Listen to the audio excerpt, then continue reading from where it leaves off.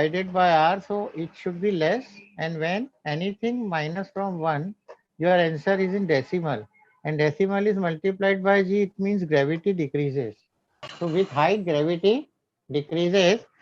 Clearly, if h increases, gh decreases. So what is the percentage change? कितना percentage change हो रहा है? तो परसेंटेज डिक्रीज ही बोलूंगा मैं, इंक्रीज नहीं. इन ग्रेविटी और weight due to height is 2h upon r into 100%. Direct आ जाता है इससे. वैसे आपका फार्मूला ये होना चाहिए, बच्चों के दिमाग में आ रहा होगा कि सर हम तो ये करेंगे, g minus g h upon g into 100%. This is also correct. You can use any formula, लेकिन इसको सॉल्व करोगे तो यही आएगा. तो ये डायरेक्ट है. ओके, 2 मिनट और लूंगा आपको.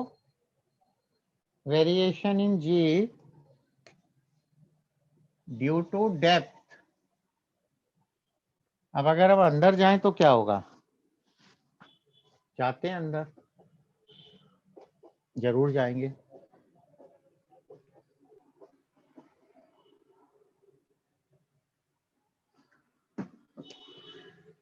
ये अर्थ है हमारी.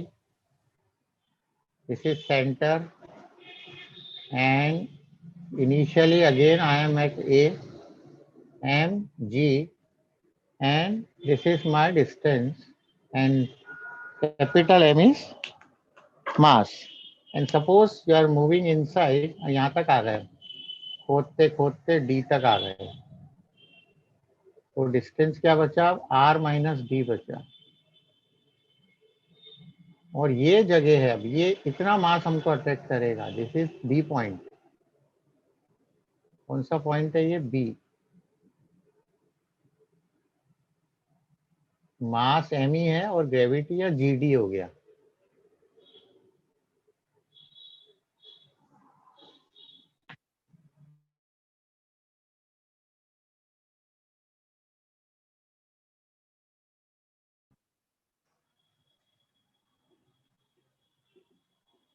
Consider earth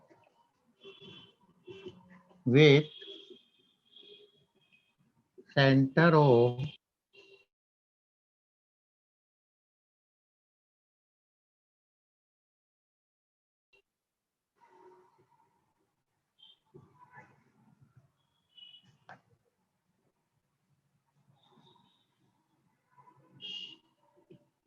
and radius capital R.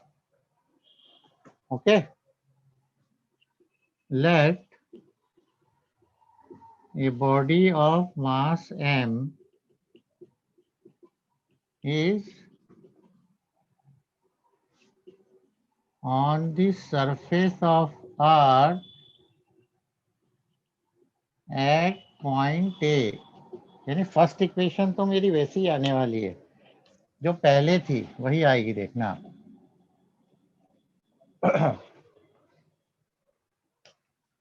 Therefore, gravity at A is gm upon r square. But you know very well we are moving inside, so mass changes because total mass of the earth which attract us is inside, not outside. यानी बाहर वाला मास हमारे काम का नहीं है अब, तो यहाँ मास चेंज होगा. तो मास कैसे चेंज करेंगे कि mass is volume into density upon r square. तो जी वॉल्यूम होता है 4/3 पाई आर क्यूब. स्फीयर है एंड डेंसिटी सपोज रो, तो आर स्क्वायर से ये कट गया, तो जी मेरा कितना आ गया? G is equal to 4/3 pi g r rho. This is my question number 1. It means in depth we have to change mass because mass changes. अगर हम अंदर आएंगे तो कम मास अट्रैक्ट करेगा, बाहर रहेंगे तो ज्यादा.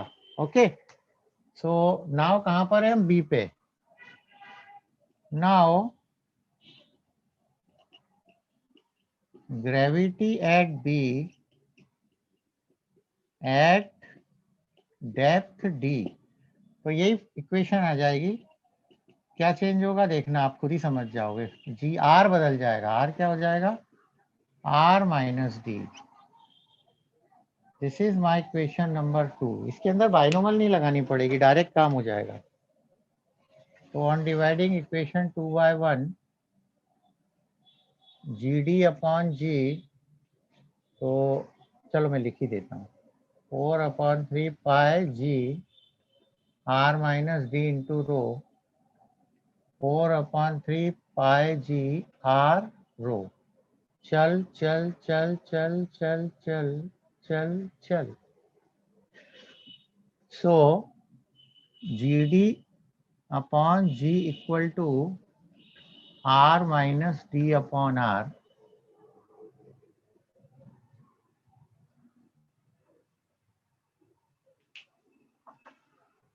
और g d equal to g into 1 minus d upon r. Clearly d increases, gravity decreases. और अगर मान लो हम सेंटर पे पहुंच गए खोदते खोदते, at centre of earth d is equal to r, तो g c is equal to g 1 minus r upon r, that is 0। Therefore, gravity and weight is 0 at center of earth। अगर आप अर्थ के centre पे चले जाओगे तो gravity भी 0 हो जाएगी और वेट भी 0 हो जाएगा। और क्यों होगा, क्योंकि ग्रेविटी 0 है आपकी। और परसेंटेज अगर कोई पूछे आपसे, परसेंटेज डिक्रीज इन ग्रेविटी और weight due to depth d, तो आंसर आएगा d upon r into 100%। D upon r into 100%, ये अलग से है। So sir this we have. हाँ बोलो बोलो बोलो। सर ये यहाँ पे एच कैसे आ गया? कहाँ है एच? एच लिखा क्या मैंने कहीं? सर ये ग्रेविटी एट ए के नीचे जो आपने लिखा है g equal to h upon g h m upon r square वाला। ये जी सर, ये बीच में जो लिखा है ना आपने, देयरफॉर ग्रेविटी एट ए। हाँ सर, ये इधर, यहाँ तो नीचे थोड़ा। हाँ बस इधर सर, सर यही। सर ने वो कैपिटल जी लिखा है। ये तो कैपिटल जी है मेरे भाई, एच कहाँ है? वो एच दिख रहा था। कोई बात नहीं, ये लो। अब दिख रहा है? नहीं दिख रहा। अब दिख रहा है? हाँ सर दिख रहा है अब। तो एनी डाउट? कोई डाउट है बच्चों? अरे है क्या? दुर्गा कुमारी बोलो। No doubt? ठीक है, फिर आपको छोड़ते हैं आज यहाँ तक। और अगर 2 मिनट का टाइम हो तो और बता दें। 2 मिनट सिर्फ। बता ये दें। मिटा दूं? Yes sir. ये मिटा, फोटो खींच लिया ना? Yes sir. ठीक है। एक लास्ट चीज और है तो फिर नेक्स्ट टाइम नया चालू हो जाएगा। Actually gravity of earth is also change due to the shape of the earth.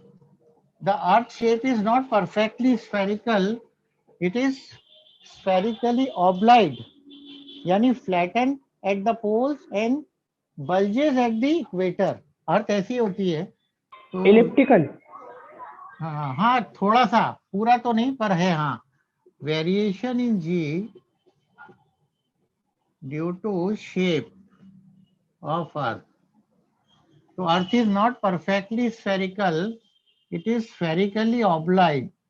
It means equatorial radius is more and polar radius is less. ये इक्वेटोरियल रेडियस है and this is polar radius. So equatorial radius is greater than radius of poles and g हमारा क्या होता है, GM upon r square, it means g inversely proportional r square. तो जिसकी radius ज्यादा होगी उसकी ग्रेविटी कम होगी। So r equatorial is greater than r pole, therefore g equatorial is less than g pole, यानी weight at equator is less than weight at pole. इतनी बढ़िया बात हो गई कि यहाँ पर इक्वेटर पे वेट कम होगा और पोल पे ज्यादा। तो ये बहुत बढ़िया बिजनेस है। यहाँ से 1 किलो शक्कर खरीदो और कहाँ ले जाओ, यहाँ ले जाके बेच दो, तो यहाँ उसका वेट बढ़ जाएगा। या फिर यहाँ से खरीदो और यहाँ लाके बेचो, तो आपको ज्यादा चीज मिलेगी। पर ऐसा इतना ज्यादा वेरिएशन नहीं है, ठीक है। सर वो पेट्रोल वेट्रोल का सबका पैसा मिला के उतना ही हो जाएगा सर। वही है ना। चलो ठीक है बच्चों, सर नेक्स्ट एक्सप्लेन तो टाइम कर दो। यार, इसको क्या एक्सप्लेन करूँ यार, सबको आता है तेरे को। देख, equatorial radius is more than polar radius, and when radius is more than gravity is less. So equatorial radius is more, so gravity is less here. And when gravity is less here, then weight is also less. It means weight of a body at equator is less than the weight of the body at poles. Okay? So okay, thank you बच्चों, प्यारे बच्चों, thank you. Thank you sir. अरे sir Thank you, sir.